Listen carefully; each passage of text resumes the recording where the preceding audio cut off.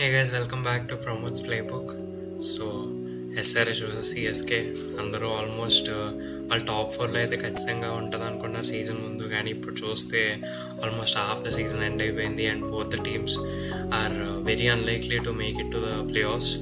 ఇద్దరు bottom of the table. CSK 10th ఉంది, SRH 9th ఉంది. అసలు ఎవరు ఎక్స్పెక్ట్ చేయలేదు సిఎస్కే కంబ్యాక్ ఇస్తుంది. లాస్ట్ సీజన్ జస్ట్లో ప్లే ఆఫ్స్ మిస్ అయింది అనుకున్నాం. ఎస్ఆర్హెచ్ లాస్ట్ సీజన్ ఫైనల్స్లో మిస్ అయింది. ఇయర్ ఇంకా స్ట్రాంగ్ అయింది టీం అనుకున్నాం, కానీ ఇప్పుడు చూస్తే ఇద్దరు లాస్ట్లో ఉన్నారు. సో చూద్దాం మ్యాచ్ ఏమవుద్దు. ఈ మ్యాచ్ ఎవరు విన్ అయితే వాళ్ళు బాటమ్ ఆఫ్ ద టేబుల్ నుంచి పైకి వస్తారు. సిఎస్కే అయితే, ఒకవేళ ఎస్ఆర్హెచ్ అయితే బాటమ్ ఆఫ్ ద టేబుల్కి వెళ్ళిపోతారు. సో లాస్ట్లో ఉన్నారు కాబట్టి it's a match to play with pride. So చూద్దాం ఏమవుద్దా match. So let's go.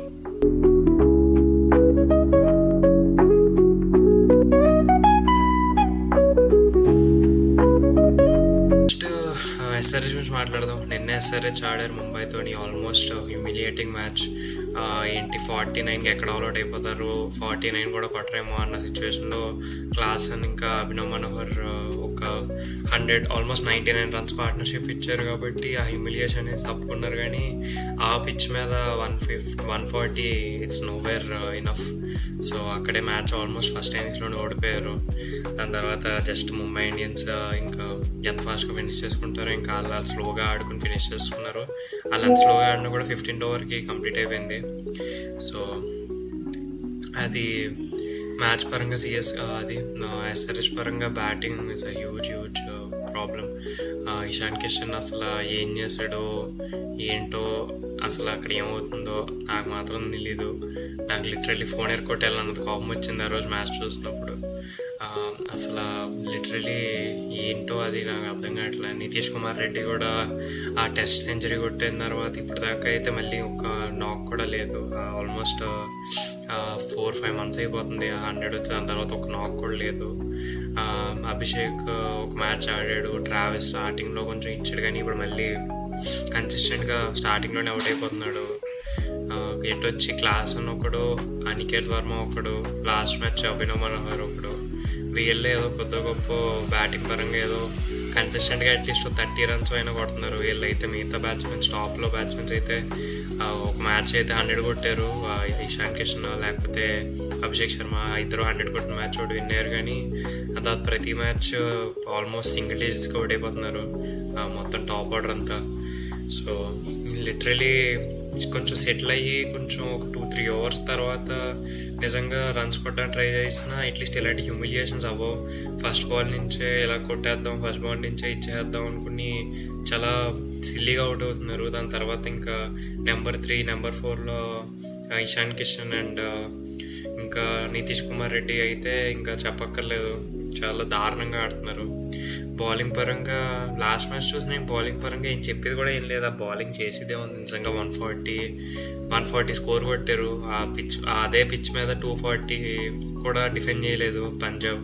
So వాళ్ళు 140 డిఫెండ్ చేయలేదు అని మనం తప్పు పట్టాల్సిన అవసరం కూడా లేదు. నిజంగా బ్యాట్స్మెన్స్ ఫెయిల్ అయ్యారు. ఆ 140 కొట్టడం కూడా చాలా గొప్ప, ఎందుకంటే 50కి ఆల్రెడీ అయిపోయి సిచ్యువేషన్లో కనిపించింది ఒక సిచ్యువేషన్లో అయితే ఎస్ఆర్హెచ్. సో బ్యాటింగ్ పరంగా they need to do changes. ఎస్ఆర్హెచ్కి ఆల్మోస్ట్ ఇంకా అయిపోయింది సీజన్. ఇప్పటి నుంచి అన్ని మ్యాచెస్ విన్ అయితే ఏదో ఛాన్స్ ఉంటుంది 4th పొజిషన్లో వెళ్ళడానికి, కానీ అది కూడా హైలీ అన్లైక్లీ. సో ఇంకా అయిపోయింది ఏదో అయిపోయింది అనుకుని ఇప్పుడు కొంచెం చేంజెస్ చేయడం బెటర్ ప్లేయింగ్ 11లో. నెక్స్ట్ ఇయర్కైనా అట్లీస్ట్ ఒక యంగ్స్టర్స్ వస్తారు. ఇప్పుడు ఇయర్ అనికేత్ వర్మ వచ్చాడు, స్పిన్నర్స్ జీషాన్ అన్సారీ వచ్చాడు. సో ఎస్ఆర్హెచ్ దగ్గర ఉన్న యంగ్స్టర్స్కి ఛాన్స్ ఇవ్వడం బెటర్. ఇప్పుడు ఆ తర్వాత ఐడియానో లేకపోతే ఇప్పుడు రిప్లేస్మెంట్గా వచ్చాడు స్మరణ్ అని, అతనికనో అలా ఇంకా బ్యాట్స్మెన్స్కి ఛాన్స్ ఇచ్చుకోవడం బెటర్. ఎందుకంటే అట్లీస్ట్ నెక్స్ట్ ఇయర్ ఆప్షన్కి ఒక ప్లాన్ అయినా వస్తుంది.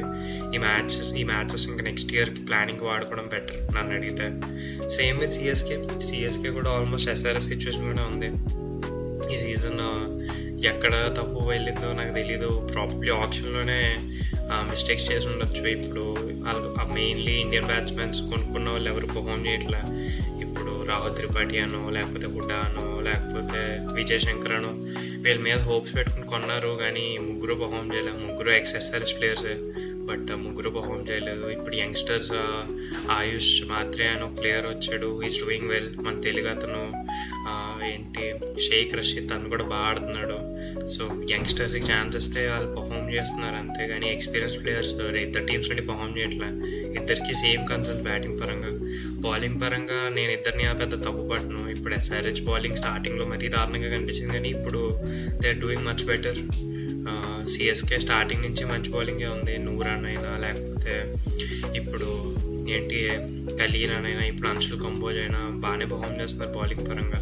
కానీ బ్యాటింగ్ పరంగా both teams are really terrible. వాళ్ళు లాస్ట్ పొజిషన్లో ఉన్నారు అంటే it's fully down to their batting, దానికి మించి ఇంకేం లేదు. సిఎస్కే అయితే ఆప్షన్లోనే నాకు ప్లేయర్స్ ఆప్షన్లో తీసుకున్న ప్లేయర్స్ పర్ఫామ్ చేయట్లేదు. ఎస్ఆర్హెచ్ అయితే లాస్ట్ ఇయర్ బాగా పర్ఫామ్ చేసిన ప్లేయర్స్ కూడా పర్ఫామ్ చేయట్లేదు ఈ ఇయర్. సో బోత్ టీమ్స్కి వాళ్ళ దరిద్రాలు వాళ్ళకి ఉన్నాయి. బట్ టీమ్స్ పరంగా అయితే అది they need to do something different. CSK at least ఇప్పుడైనా యంగ్స్టర్స్కి ఛాన్స్ వస్తుంది. ఇప్పుడు నెక్స్ట్ ఇయర్ ఆ యంగ్స్టర్స్ని వాడుకోవచ్చు సిఎస్కే. ఎస్ఆర్హెచ్ ఇంకా ఎలాగో సీజన్ అయిపోయింది, ఇంకా అన్ని మ్యాచెస్ విన్ అయితే కానీ ప్లేయర్స్కి వెళ్ళి సిచ్యువేషన్ కాబట్టి ఇంకా ఎలాగో ఇంకా అయిపోయినట్టే. కాబట్టి ఇంకా అట్లీస్ట్ యంగ్స్టర్స్కి ఛాన్స్ ఇచ్చుకోవడం బెటర్. నెక్స్ట్ ఇయర్ ఆప్షన్కి ఒక ఫౌండేషన్ ఫామ్ అవుద్ది. యంగ్స్టర్స్ని ఎవరిని రిటైన్ చేసుకోక్కర్లేదు, అర్థమవుద్ది మ్యాచెస్లో మంచి మ్యాచెస్ ఛాన్స్ వస్తే. ఇప్పుడు ఎస్ఆర్హెచ్ అనికేత్కి ఇచ్చింది, జీషాన్కి ఛాన్స్ ఇచ్చింది, వాళ్ళు బాగా పర్ఫామ్ చేశారు. సో అలా టీంని బిల్డ్ చేసుకోవాలి ఇంకా, ఎందుకంటే ఇప్పుడు బిల్డ్ చేసిన టీం అయితే it's not working. So ground పరంగా వచ్చేటప్పటికైతే MA Chidambaram stadium Chennai almost ఒక ఫార్ట్రెస్ లాంటిది. అసలు ఇప్పుడు ఇందులో మ్యాచెస్ ఓడిపోవడం చాలా రేర్, కానీ ఇయర్ చాలా మ్యాచెస్ ఓడిపోయారు. ఇప్పుడు ఆల్మోస్ట్ హ్యూమిలియేటింగ్ మ్యాచ్ కేకేఆర్తో 100కి ఆల్మోస్ట్ ఆల్రెడీ అయిపోయారు.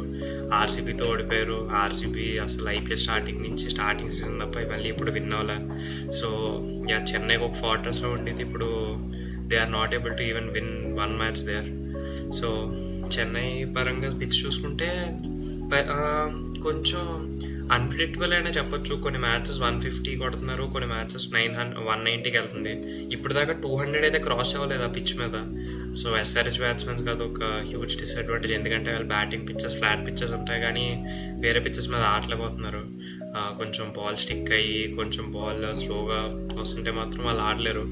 సో అడ్వాంటేజ్ అయితే కొంచెం సిఎస్కేకే ఉంది, వాళ్ళ హోమ్ అడ్వాంటేజ్. ఎందుకంటే ఎస్ఆర్హెచ్ బ్యాట్స్మెన్స్కి కొంచెం పిచ్ స్లగ్గిష్గా ఉంటే మాత్రం వాళ్ళు చాలా స్ట్రగుల్ అవుతారు టైమింగ్ కానైనా దేనికైనా. సో ఆ పరంగా చూసుకుంటే పిచ్ పరంగా ఒక 150 to 190 స్కోర్ రేంజ్ ఉంటుంది. ప్లస్ అడ్వాంటేజ్ అయితే సిఎస్కే ఉంటుంది ఖచ్చితంగా. Even though they are not able to win. SRH batsmens sluggish pitch అయితే చాలా స్ట్రగుల్ అవుతారు మనకు తెలిసినట్టే. అండ్ హెడ్ టు హెడ్కి వచ్చినప్పుడు కూడా CSK has advantage, huge advantage, almost triple advantage అని చెప్పొచ్చు. 15 times సిఎస్కే విన్ అయితే ఓన్లీ 6 times ఎస్ఆర్హెచ్ విన్ అయింది. అండ్ అది ఓన్లీ చెన్నైలో చూసుకుంటే వరకు ఎస్ఆర్హెచ్ చెన్నైలోని ఒకటో లేకపోతే ఒక మ్యాచ్ కూడా విన్ అవ్వలేదు. సో దాని పరంగా హోమ్ గ్రౌండ్ అడ్వాంటేజ్ కూడా సిఎస్కేకి ఉంది. నెక్స్ట్ కీవర్డ్స్కి వచ్చేటప్పటికి బోత్ టీమ్స్లోని ఒక కన్సిస్టెంట్ పర్ఫార్మర్ అన్నట్టు ఎవరు లేరు. సో కీ పర్ఫార్మర్ చెప్పడం చాలా కష్టం ఇప్పుడు అలా. కానీ ఒకవేళ కీ పర్ఫార్మర్స్ సిఎస్కే పరం నుంచి అడిగితే ప్రాబబ్లీ సమ్మన్ లైక్ ఆయుష్ మాత్రే, ఎందుకంటే లాస్ట్ మ్యాచ్ ఒక మంచి ఇన్నింగ్స్ ఆడాడు and is looking in good touch. అలాంటి యంగ్స్టర్స్ సిఎస్కే పర్ఫామ్ చేయడం చాలా important. So that's a huge plus point. And one more player to look out for CSK is Jadeja. చెన్నైలోని 4 overs చాలా crucial జడేజావి. Plus బ్యాటింగ్లో కూడా ఆల్మోస్ట్ చాలా contribute చేస్తున్నాడు. Under rated performer, ఎందుకంటే ఈ ఇయర్ పర్ఫార్మెన్స్ చేసిన టీం విన్ అవ్వడం వల్ల ఏం కనిపించట్లేదు పర్ఫార్మెన్స్ జడేజాది. But Jadeja himself is doing well. So అది ఎస్ఆర్హెచ్ పరంగా వచ్చేటప్పటికి, ఎస్ఆర్హెచ్ పరంగా ఇప్పుడు ఎవరిని చెప్పాలో నాకైతే తెలియట్లేదు, ఎందుకంటే ఎవరిని చాలా ఇన్కన్సిస్టెంట్.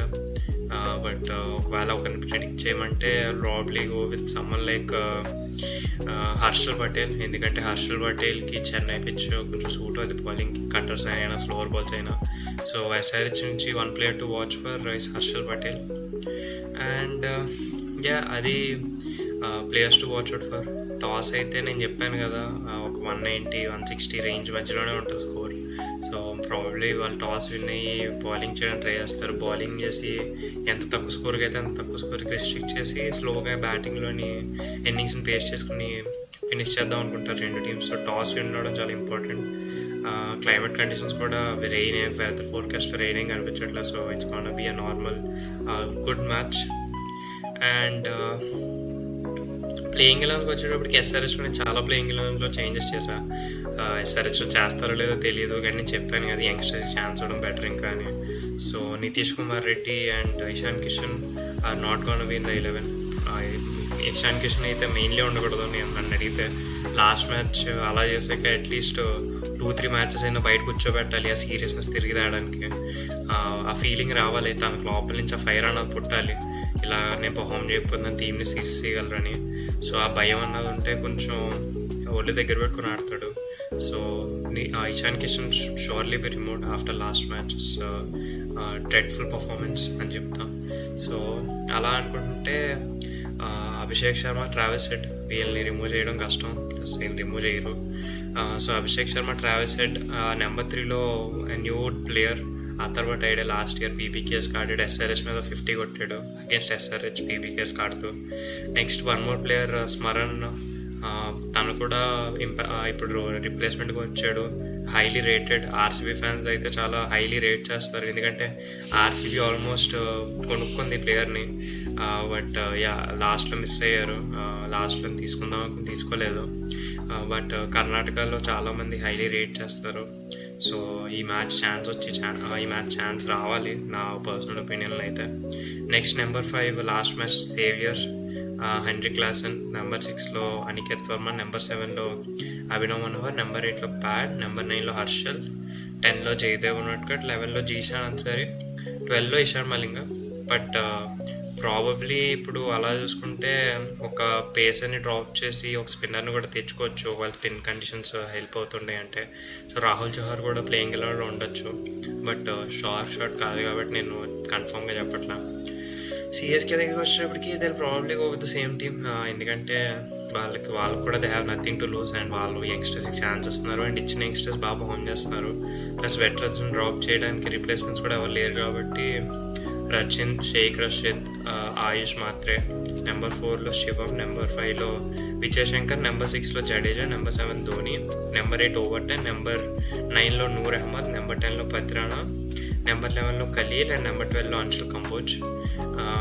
సో టీం పరంగా అయితే చేంజెస్ ఏం చేయడానికి లేదు. సిఎస్కేకి ఇద్దరు యంగ్స్టర్స్కి ఛాన్స్ ఇస్తున్నారు, దానికి మించి వెటరన్స్ రిమూవ్ చేసిన వాళ్ళకి రిప్లేస్మెంట్స్ ఎవరో కనిపించట్లేదు స్క్వాడ్లో.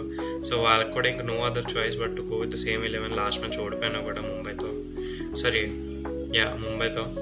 బట్ ఎస్ఆర్హెచ్లో అయితే చేంజెస్ చేసే ఆప్షన్స్ ఉన్నాయి కాబట్టి వాళ్ళు చేంజెస్ చేయాలి ఖచ్చితంగా, లేకపోతే కష్టం. Next players to watch out for చెప్పాను కదా ఇందాక, Harshal Patel from SRH and Jadeja and Ayush Mhatre from CSK. ఇప్పుడు ప్రిడిక్షన్స్ వద్దాం. ప్రిడిక్షన్స్లో నాకైతే ఇద్దరు ఓడిపోతారని ప్రిడిక్ట్ చేయాలని ఉంది, ఎందుకంటే ఇద్దరులో ఎవరు విన్ అవుతారో తెలీదు. ఎందుకంటే ఇద్దరు చాలా టెరబుల్గా ఆడుతున్నారు. సిఎస్కే కూడా ఏంటి లాస్ట్ మ్యాచ్ ఓడిపోయారు, ఎస్ఆర్హెచ్ అయితే చాలా దారుణంగా ఓడిపోయారు నిన్న ముంబైతో. సో ఇద్దరు ఎవరు విన్ అవుతారో తెలీదు.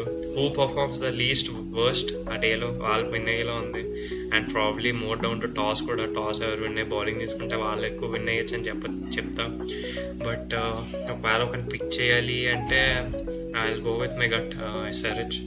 ఎందుకంటే even though CSK home ground and even though SRH has a really terrible record in Chennai. Particularly Chennai ఇప్పుడు ఆ సేమ్ టీం కాదు, ఒకప్పుడు ఆ సేమ్ టీం కాదు. అండ్ చెన్నై కూడా ఇప్పుడు సిఎస్కే ఒకప్పుడు చెన్నైలో చాలా తక్కువసార్లు ఓడిపోయేది. బట్ ఇప్పుడు ఇయరే చూసాం ఆల్మోస్ట్ ఆర్సీబీతో ఓడిపోయారు, కేకేఆర్తో ఓడిపోయారు, చాలా మ్యాచెస్ ఓడిపోయారు చెన్నైలో. సో ఎస్ఆర్హెచ్గా బ్యాటింగ్ ఉంది, ప్లస్ ఎస్ఆర్హెచ్లో నేను కొన్ని చేంజెస్ చేశాను కదా, ఇప్పుడు స్మరణ అన్న లేకపోతే ఆ తర్వాత ఐడియా అన్న ప్లేయర్స్ ఒకవేళ నిజంగా ప్లేయింగ్ ఎలెవెన్లోకి వస్తే they might perform well. There's a chance that they might perform well. So దానివల్ల SRH has a slight edge over CSK. But CSK పరంగా చూసుకుంటే దే హ్యావ్ స్పిన్నర్స్. సో వాళ్ళ స్పిన్ కండిషన్స్ హెల్ప్ అయితే మాత్రం CSK has a chance. And CSK batting కూడా అంత batting కాదు కాబట్టి, ప్లస్ బౌలింగ్ పరంగా CSK is much better than SRH.